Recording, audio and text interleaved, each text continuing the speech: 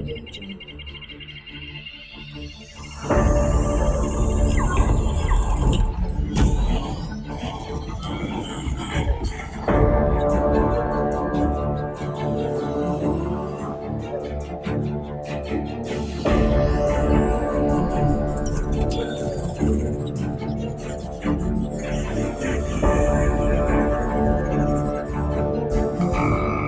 है। आज हम आपको फास्ट हॉस्पिटल मैनेजमेंट सिस्टम के सेटिंग्स करना सिखाएंगे। तो आपने मेन्यूज़ को स्क्रॉल करके सेटिंग्स पे जाना है और सबसे पहले आपने सेटिंग्स पे क्लिक करना है। यहाँ पे आप जितनी भी जनरल सेटिंग्स हैं वो यहाँ पे आपने सेटिंग्स करनी है, ठीक है। सबसे पहले जनरल सेटिंग ओपन होंगी और यहाँ पे आपने हॉस्पिटल का नाम चेंज करना है। अगर हॉस्पिटल का कोई कोड नेम है, ठीक है, रजिस्ट्रेशन नंबर वगैरह है तो आप वो यूज़ कर सकते हैं। उसके बाद एड्रेसेस, फ़ोन नंबर, कॉन्टैक्ट, अपना लोगो वगैरह आपने ऐड करना है। उसके बाद जो आपने करेंसी सेट करनी है वो आप कर लें। आपने डेट, फॉर्मेट वगैरह जितनी भी चीज़ें, ये सारी चीज़ें सेट करने के बाद उसके बाद आप ऐप, जो आपकी एंड्रॉयड ऐप है, ठीक है, उसकी भी सेटिंग आपने चेंज कर लेनी है। उसके बाद ये जो मोबाइल ऐप की API URL है, ठीक है, ये जो आपकी डोमेन नेम होगी /API लिखेंगे हम, जैसे यहाँ पे हमारे ये डोमेन नेम है, यहाँ पे हम लिखेंगे सेटिंग्स के बजाय यहाँ में /API। ये नॉर्मली चीज़ें जब हम आप क्लाइंट को प्रोवाइड करते हैं तो ये चेंजेस करके देते हैं। उसके बाद अपने ये बाकी सेटिंग, अगर आप कोई थीम वगैरह यहाँ से सेलेक्ट कर चेंज करना चाहते हैं, अपने यहाँ से सेलेक्ट कर सकते हैं। उसके बाद आपने सेव पे क्लिक करना है, ये जो सेटिंग्स हैं आपकी सेव हो जाएंगी। नेक्स्ट आपने जाना है यहाँ पे नोटिफिकेशंस पे। नोटिफिकेशंस के सेटिंग्स आप बहुत ज़्यादा इंपॉर्टेंट हैं, ठीक है। इसमें 3 तरह के नोटिफिकेशन होते हैं आपके पास। नंबर 1 एक ईमेल की नोटिफिकेशन होती है, दूसरा आपके SMS की नोटिफिकेशन होती है, तीसरा मोबाइल ऐप के नोटिफिकेशन होते हैं यहाँ पे। और उसके सामने सिंपल मैसेज के टेम्पलेट वगैरह बने हुए हैं, आप इसको एडिट करके अपनी मर्ज़ी से चेंज कर सकते हैं। अगर आप SMS नहीं यूज़ कर रहे हो, आप इसे अनचेक कर दें। जो चेक होंगे वो ऑपरेशनल होंगे, जो अनचेक होंगे वो नॉन ऑपरेशनल होंगे। यहाँ पे जितनी भी चीज़ें, ठीक है, सारी चीज़ों के नोटिफिकेशन का जो है वो सेटिंग्स हैं। आप इनकी सेटिंग्स को अपनी मर्ज़ी से चेंज कर सकते हैं। स्वाइप फॉरगेट पासवर्ड की ये सिर्फ ईमेल पे ऑपरेशनल होता है। उसके बाद हम सिस्टम नोटिफिकेशन सेटिंग्स पे जाएंगे। यहाँ पे जितने भी जो इंटरनल नोटिफिकेशंस होते हैं, ठीक है, उनकी सारी सेटिंग्स होती हैं। यहाँ पे आपने जो जो इनेबल करना चाहते हैं, ठीक है, आप उनको इनेबल कर लें। जैसे अपॉइंटमेंट क्रिएशन के लिए स्टाफ, पेरेंट, पेशेंट, और जो भी आप सेलेक्ट करना चाहें, जिन जिन को आप नोटिफिकेशन देना चाहते हैं वो नोटिफिकेशन आप दे सकते हैं। यहाँ पे स्टाफ के लिए आप स्टाफ के कॉलम को एडिट जेड करेंगे, ठीक है। जो प्री सेटर है, ठीक है, उसके बाद आप जो पेशेंट वाला है उस मैसेज उसको आप चेंज कर सकते हैं। ये सारी सेटिंग्स हैं एज इट इज़। जैसे आपने सारी सेटिंग्स करने के बाद सेव का बटन क्लिक करना होता है, आप वो क्लिक करेंगे तो ये सारी सेटिंग सेव हो जाएंगी। उसके बाद आपने SMS सेटिंग्स जाना है। SMS सेटिंग्स में कुछ बहुत ज़्यादा इंपॉर्टेंट चीज़ें हैं कि आप कौन सी SMS के लिए सर्विसेज यूज़ कर रहे हैं, ठीक है। यहाँ पे बहुत सारी SMS की जो सर्विसेज हैं वो बिल्ट इन है, ठीक है। आप इन्हें यूज़ कर सकते हैं अपनी फिजिबिलिटी के लिहाज से, जिसमें आप ज़्यादा फिजिबल हों। यहाँ पे देखें नीचे गेटवे के नेम के साथ साथ यहाँ पे इनेबल का ऑप्शन आ रहा है। ये जब आप इनेबल कर देते हैं तो सिर्फ वही जो ऑपरेशन चीज़ होती है वो ऑपरेशनल होती है, ठीक है। तो आपने इनेबल कर देना है तो उस गेटवे के यूज़ होते हुए SMS चला जाया करेंगे। उसके बाद ईमेल की सेटिंग्स हैं जो बहुत ज़्यादा अहम है, ठीक है। जितने भी आपने ईमेल भेजने और जिस ईमेल एड्रेस के ज़रिए भेजने वो आप यहाँ पे ऐड करेंगे। सेंड मेल जो है ये एक नॉन सिक्योर ईमेल जाता है, ठीक है। रैंडम ईमेल, सॉरी, जो अपने सिस्टमेटिक जो ईमेल होता है उसके ज़रिए जाता है। और अगर आप SMTP सेलेक्ट करते हैं तो यहाँ पे आप अपनी सेटिंग्स दे सकते हैं, ठीक है। यूज़र नेम, पासवर्ड और फिर सर्वर का जो आप एड्रेस डाल सकते हैं। पोर्ट नंबर बहुत ज़्यादा अहम है। यहाँ पे ये सारी चीज़ें जो हैं वो आपने अच्छे तरीके से एडजस्ट करनी है, ठीक है। जो आपका ईमेल है, यूज़र है, ठीक है, वहाँ पे आपने ईमेल डालना है। जो पासवर्ड है आपके ईमेल का वो यहाँ पे आपने डाला है। उसके बाद सर्वर, ठीक है। S M T P server जो भी आपका जो होस्टिंग प्रोवाइडर होगा, अगर आपने कस्टम यूज़ करना है तो आपको वो ये सारी डिटेल प्रोवाइड कर देंगे, या फिर आप जी मेल की सेटिंग भी smtp.gmail.com है, ठीक है। तो वो भी आप यहाँ पे यूज़ कर सकते हैं। उसके बाद नेक्स्ट सेटिंग में आते हैं, पेमेंट मेथड्स। इस सिस्टम के अंदर बहुत सारे जो बिल्ट इन पेमेंट मेथड्स हैं, ठीक है, ऑनलाइन पेमेंट्स रिसीव करने के लिए, ठीक है। तो सबसे पहले पेपाल है, उसके बाद यहाँ पे स्ट्रिप है, पे यूज़ है, बहुत सारे आप देख सकते हैं। इंडिया में यूज़ करने के लिए पेटीएम है, पाकिस्तान में स्पेशली यूज़ करने के लिए जैज़ कैश इसके अंदर बिल्ट इन है। यहाँ पे आप ये देख सकते हैं जैज़ कैश, यहाँ पे आप मर्चेंट आईडी डालना है और पासवर्ड आपने ऐड करना है, तो वो आपने इसे सेव कर लेना है, तो आप इसे ऑनलाइन पेमेंट यूज़ कर सकते हैं। और यहाँ पे आपने पेमेंट गेटवे जो भी है, ठीक है, आपने वो सिलेक्ट करना है कि कौन से पेमेंट गेटवे के जरिए आप ऑनलाइन पेमेंट जो है रिसीव करना चाहते हैं। इसको अपने याद से सेव कर देना, जब तक आप कोई भी सेटिंग सेव नहीं करेंगे वो तब तक अप्लाई नहीं होंगी। उसके बाद फ्रंट सी एम एस है। फ्रंट सी एम एस जो आपकी वेबसाइट होती है, मैं आपको ओपन करके दिखा देता हूँ।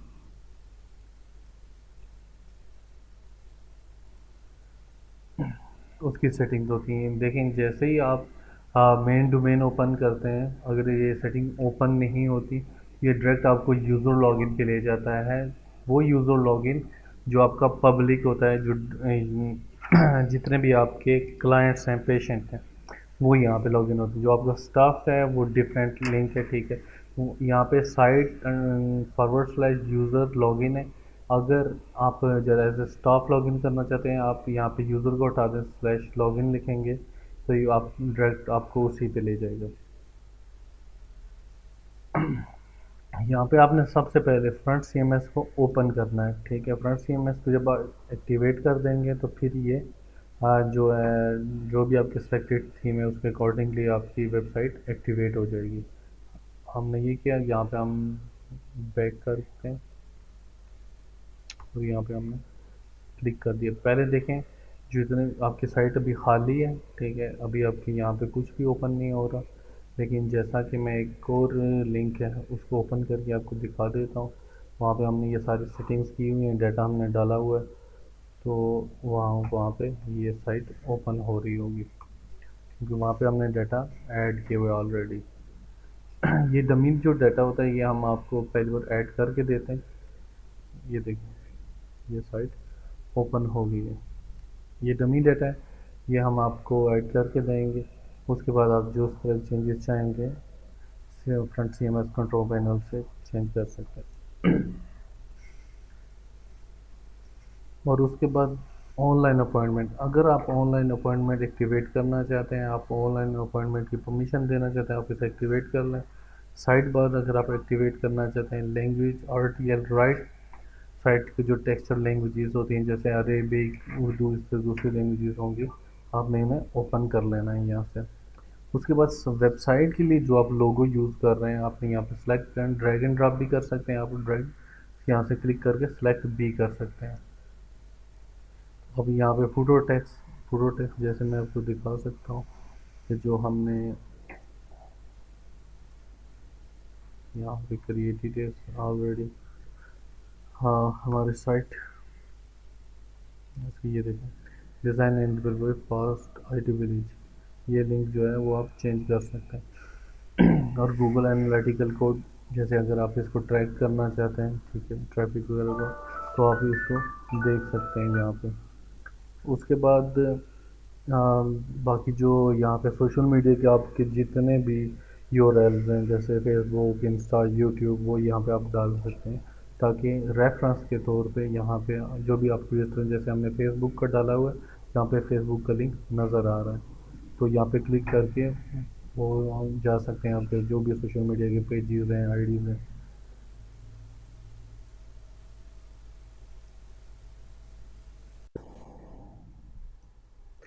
हाँ, नेक्स्ट जो हमारी सेटिंग है वो है प्रीफिक्स सेटिंग। यहाँ पे आप प्रीफिक्स सेटिंग्स पे क्लिक करेंगे। ये जितने भी आप इनिशियल वर्ड यूज़ करना चाहते हैं, जैसे आप आईबीडी की कोई जनरेट कर रहे हैं फाइल, ठीक है, या कोई एंट्री सॉरी आप ऐड कर रहे हैं, तो वो उसके आईपीडी एन मतलब आईपीडी नंबर, ठीक है, वो आ जाएगा। वो इसलिए हम यूज़ करते हैं ताकि कोई भी फॉर्म दे के हमें आइडेंटिफाई करने में आसानी हो कि ये किस तरह का फॉर्म है। तो उसमें आप अपनी मर्ज़ी की भी रख सकते हैं, ठीक है, कोई भी इनिशियल आप यूज़ करना चाहें जैसा भी, तो आप उसे यूज़ कर सकते हैं। तो यहाँ पे आपने सेव कर देना है, ये सेटिंग सेव हो जाएंगी। उसके बाद बहुत ज़्यादा है, बहुत ज़्यादा अहम है, रोल्स एंड परमिशन। यहाँ पे कुछ रोल्स क्रिएटेड हैं ऑलरेडी, ठीक है, आप देख सकते हैं यहाँ पे एडमिन और सारे रोल्स क्रिएटेड हैं। इसमें से जिसकी भी परमिशन आप चेंज करना चाहें आप चेंज कर सकते हैं। बहुत सारी परमिशन एडिट हैं, ठीक है। असाइन परमिशन पे आपने क्लिक करना है, ठीक है, और ये सारी परमिशंस आ जाएंगी, ठीक है, कि आपने कौन कौन सी परमिशन देनी है। जैसे अभी डैशबोर्ड वजट्स की है, ठीक है, तो उसके डैशबोर्ड वजट्स में चीज़ें आ रही हैं, ठीक है।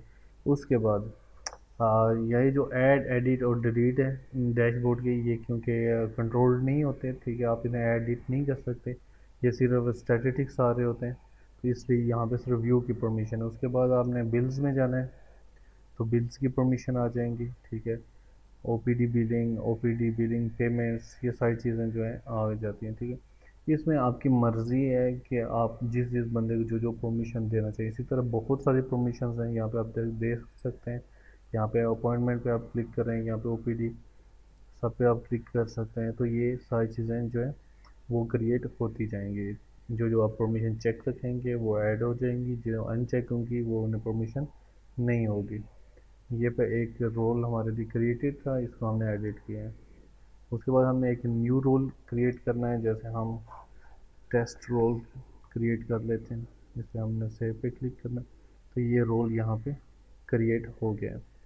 उसके बाद आपने असाइन परमिशन पे करना है। आपने देखा होगा कि इसके साथ क्रॉस का साइन आ रहा है, बाकी किसी के साथ क्रॉस का कोई साइन नहीं आ रहा, ठीक है। वो इसलिए कि क्योंकि जो आपके अपने क्रिएटेड होते हैं रोल, उन्हें आप डिलीट कर सकते हैं, लेकिन जितने भी रोल प्री सेट हैं सिस्टम के, वो आप उनको डिलीट नहीं कर सकते, उनकी परमिशन आप चेंज कर सकते हैं। एक सुपर एडवान होता है, जैसे ऑल इन ऑल कंट्रोल्स होते हैं जिसके पास, तो आप हम ये आपको सजेस्ट करेंगे, ये सिर्फ और सिर्फ एक पर्सन होना चाहिए, मल्टीपल पर्सन नहीं होने चाहिए, क्योंकि इसे ऑल इन ऑल राइट्स होते हैं। तो सुपर एडमिन की परमिशन कोशिश करें ना किसी को दें, लेकिन अगर ज़रूरत पड़ती है, मल्टीपल ओनर अगर होते हैं हॉस्पिटल्स के या मैनेजमेंट के, ऐसे लोग जिन्हें फुल कंट्रोल चाहिए सॉफ्टवेयर पे, तो आप उन्हें वो परमिशन दे सकते हैं। उसके बाद यहाँ पे हम असाइन पे जाएंगे, तो उसके बाद हम यहाँ पे सिर्फ डैशबोर्ड व्यू पे स्टाफ काउंट और बजट, ठीक है, इसको ओपन अगर कर देते हैं, चेक कर देते हैं और सेव कर देते हैं। बाकी कोई भी परमिशन इसके पास नहीं है, आप देख सकते हैं जितनी भी, यहाँ पे कोई भी और परमिशन नहीं है। तो ये जब भी पर्सन टेस्ट पर्सन लॉगिन होगा, ये सिर्फ डैशबोर्ड को देख सकेगा, और डैशबोर्ड भी सिर्फ स्टाफ रोल काउंटर जो है, ठीक है, उसको ये देख सकता है। इसका हम परमिशन ख़त्म करेंगे, उसको हम डिलीट कर देंगे।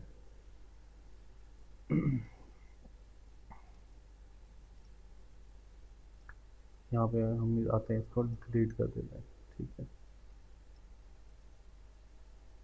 डिलीट हो। तो उसके बाद बैकअप एंड रिस्टोर होता है, ये भी बहुत ज़्यादा अहम फंक्शन होता है। तो इसलिए आपने इसे बहुत ही सोच समझ के कंट्रोल करना है, यूज़ करना है। कोशिश करें इसे ना यूज़ करें। हाँ, बैकअप के लिए इसे यूज़ करें, बेस्ट है, लेकिन कभी भी इसे आप इसे रिस्टोर करने के लिए यूज़ ना करें।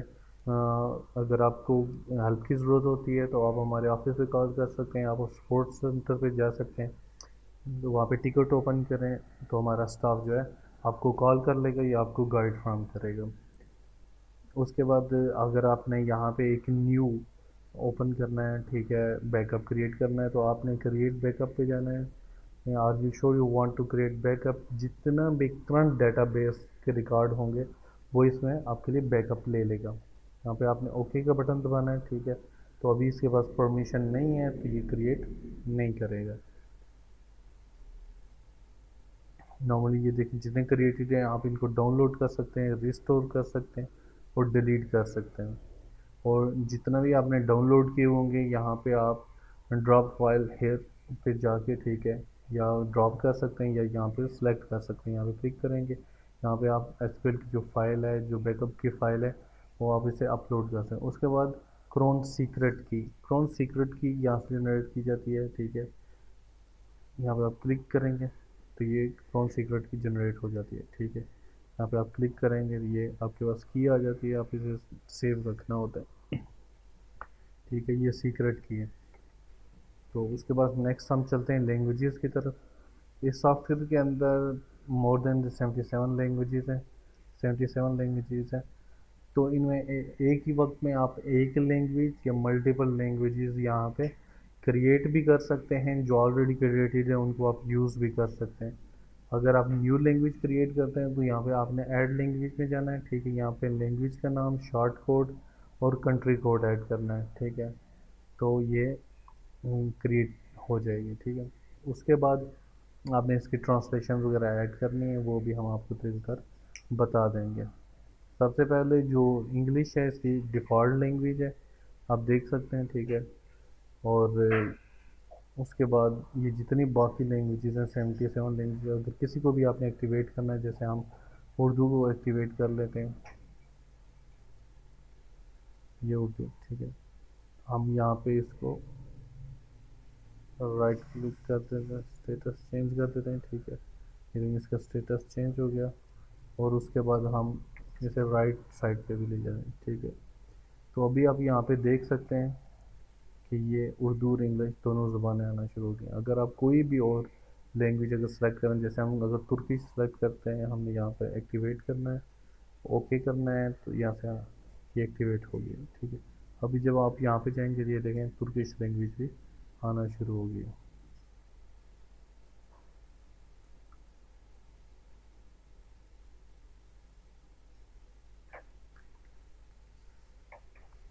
ये सारी लैंग्वेजेस की सेटिंग्स हैं। ये ऑटो सेव कर लेते हैं, आपको इसमें सेव के बटन को क्लिक करने की ज़रूरत नहीं होती।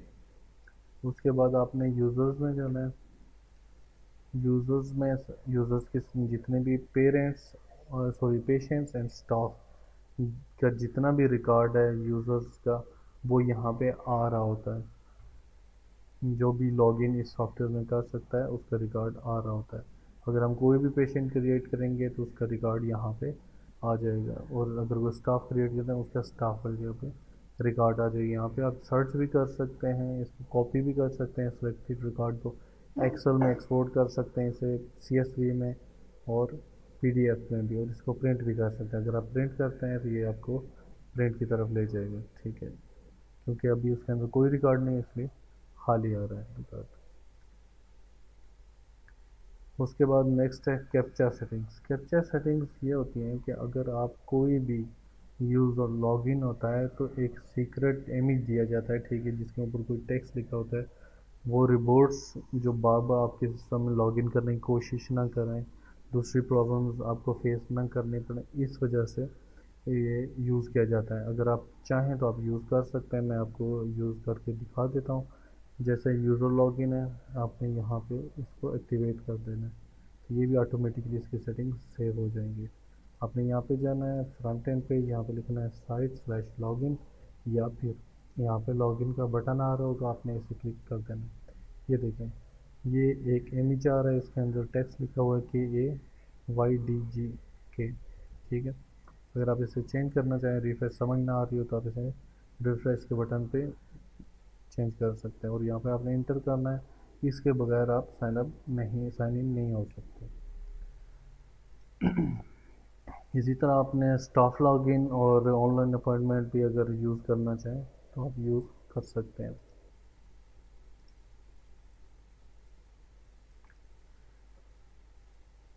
नेक्स्ट है मॉड्यूल्स की सेटिंग्स।